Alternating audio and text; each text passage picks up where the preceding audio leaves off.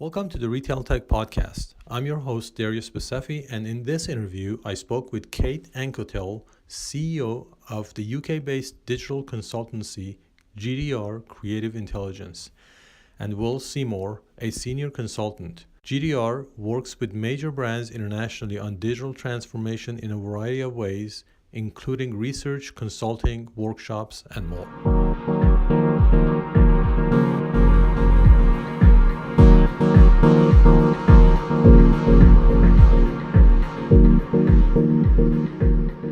How are you today? Very well, thank you, Darius. Great, thanks. Great to be with you. Thank you for taking the time to talk to me. What is GDR Intelligence? GDR Creative Intelligence is a London and New York-based retail trends consultancy looking at retail and hospitality innovation globally.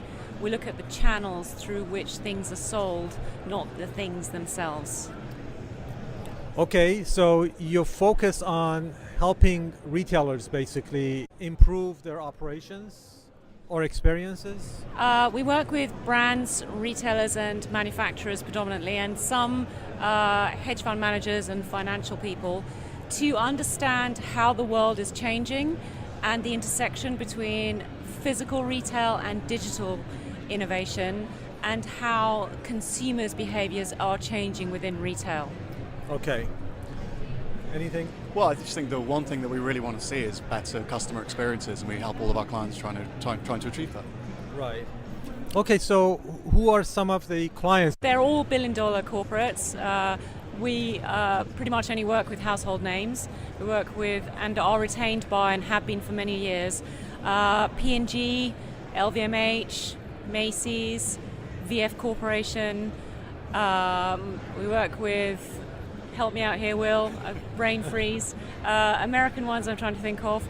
On the West Coast we work with Microsoft. They're all absolutely enormously huge. We tend to work with big corporates that have significant insight teams. So that they can work through the kinds of ideation that we provide to them and spread it out throughout the company.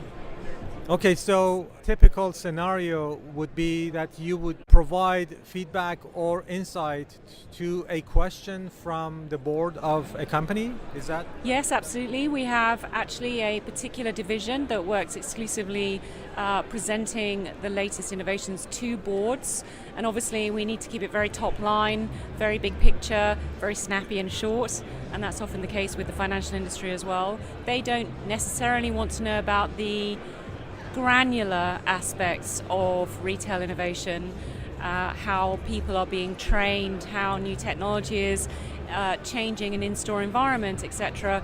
They may want to look at the bigger macro issues of the kind that the presentation today was covering. When you provide advice, and I say this coming from my own consulting background, not all the time the customer will listen to it. How do you handle that? Well, actually, we don't implement. We're at the inspirational front end of making our clients look up from their day-to-day job into something that's broader and more inspiring, that comes from other sectors than the sector they're in, because we believe that only through cross-fertilization can you really innovate, not just by chasing the tail of your competitors. So it's not our job to design or create or implement. We give the ideas to the clients and an insight into what innovation might mean for them or what it could look like for them if you put an A and a B together and get a new C, for example. And then we will, if they need us to, connect them to designers, technologists, architects that can actually implement that work for them. So let's talk about your presentation that you just finished. It was about the future. Some of these futuristic ideas are already implemented in places that we don't know about, and you were having some examples of that. You're absolutely right. The future is always happening somewhere, and I guess our job is to try and bring that to life for people who aren't aware of that or haven't yet considered how to make use of some of those principles. I think the way we try and sort of bring this to life is show people everything from the sort of huge Amazon Go concept and sort of illustrate what we can learn from that, but right down as well to the sort of two blokes working out of a garage in Croatia on an idea that maybe in 2 or 3 years everyone will be talking about and everyone will know all about. So I think for me, my absolute favorite example, I think, is that Alp Stories beauty store that we saw in Croatia. They've just stuck a little robot in the corner of the store, and they're using that system to supply customized bottles of products to people who walk in. You know, I think it's paradigm changing. It completely changes how you think about what physical retail is for and how it relates to manufacture. I think it's just amazing.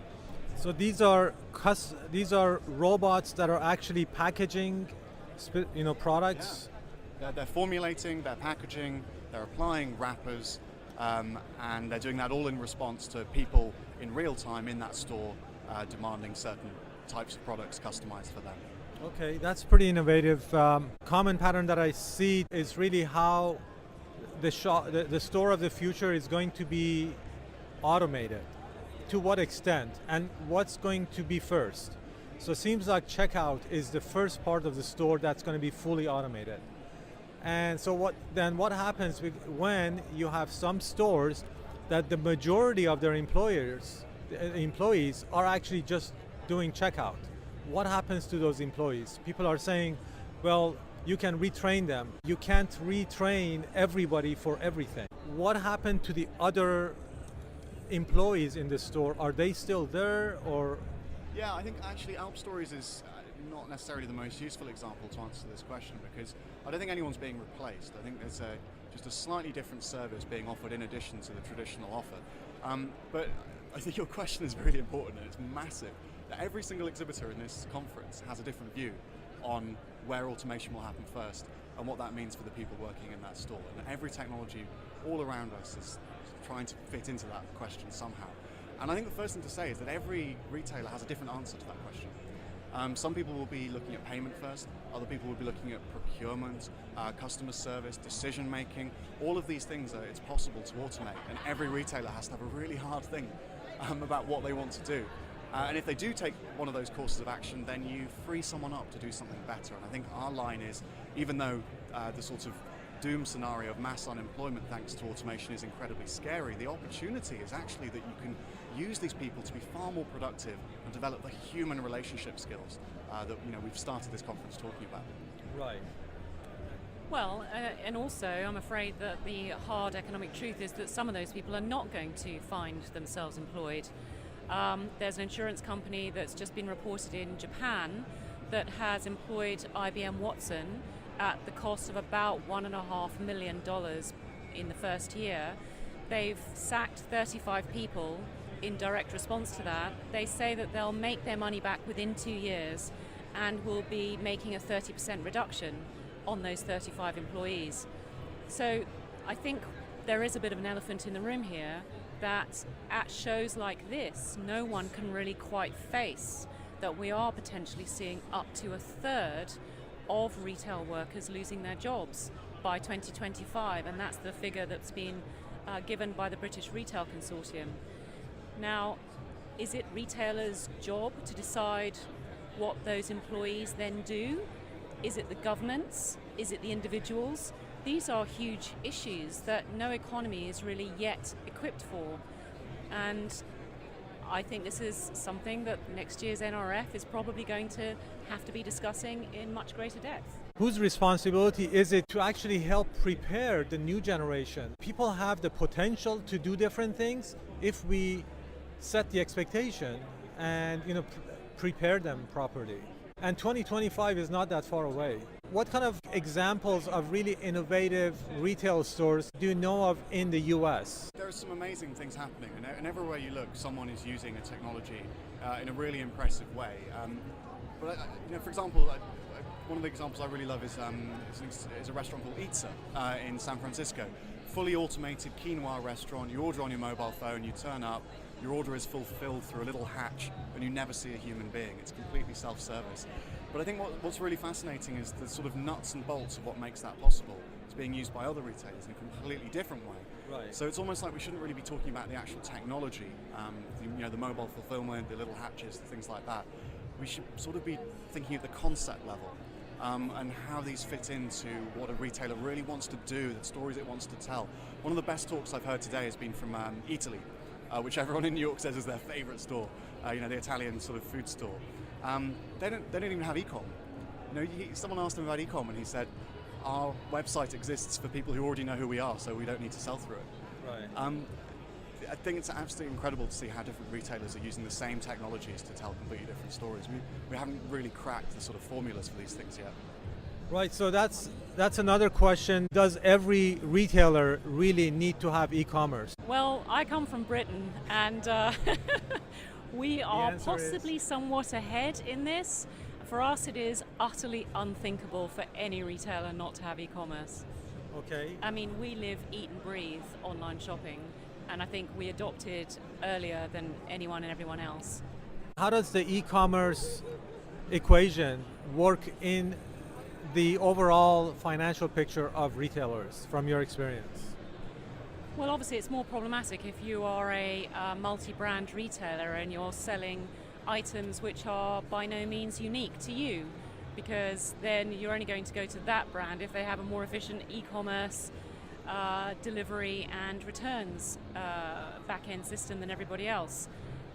If you, however, are a small independent store and what you're selling is unique, then e-commerce is probably what's keeping you alive. So ultimately, if the e-commerce experience works really well as it's designed to do, there are some instances where you don't even need the store anymore, right? You can be just direct to consumer online. It's not a local store anymore. If you're talking to the typical mom and shop boutique in London, would you recommend that they actually invest heavily into selling to people online with their website, or invest more on their experience in the store?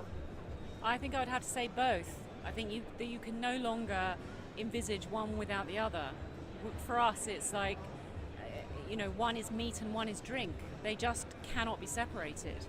For the consumer, they want both. They want it all the time. They expect it. It's just absolutely like the air we breathe now.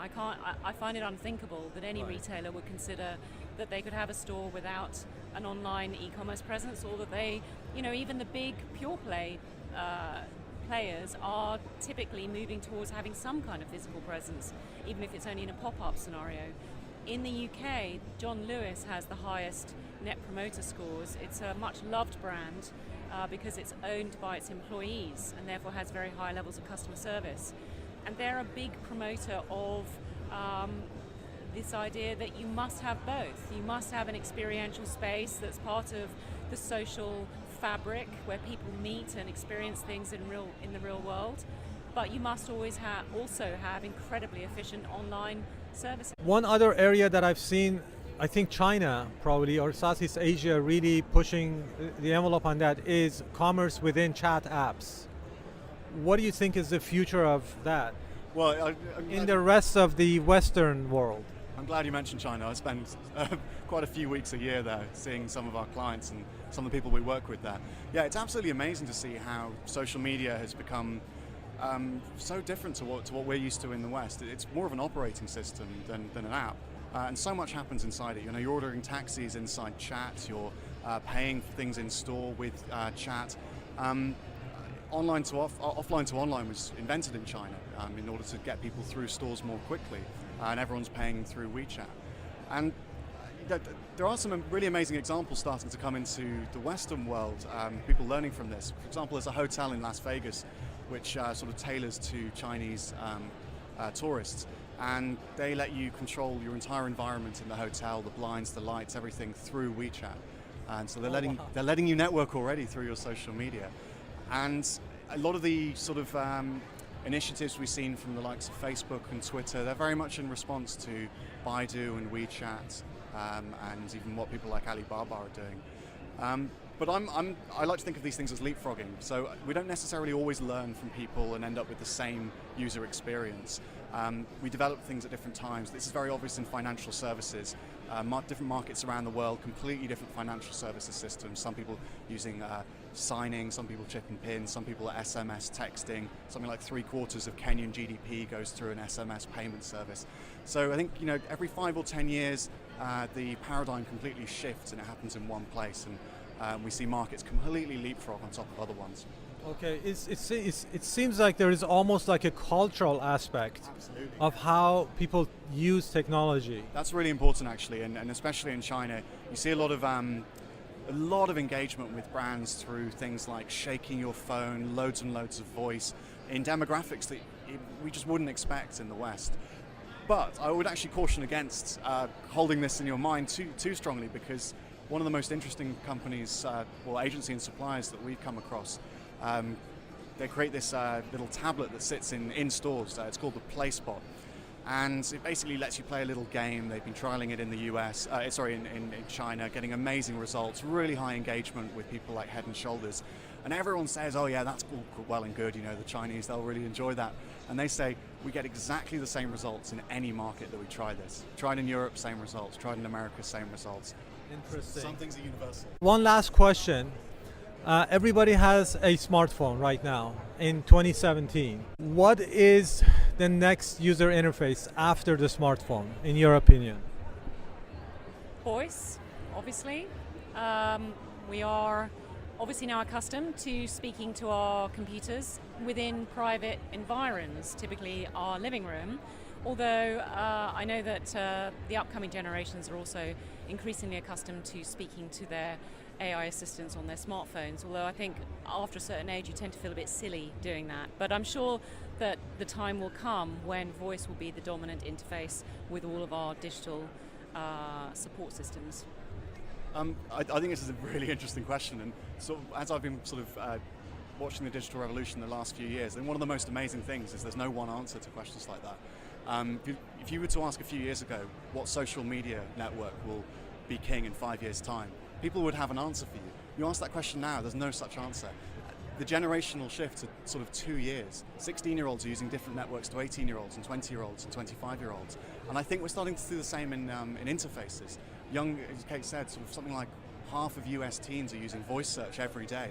This is inconceivable to people of a certain age. Right.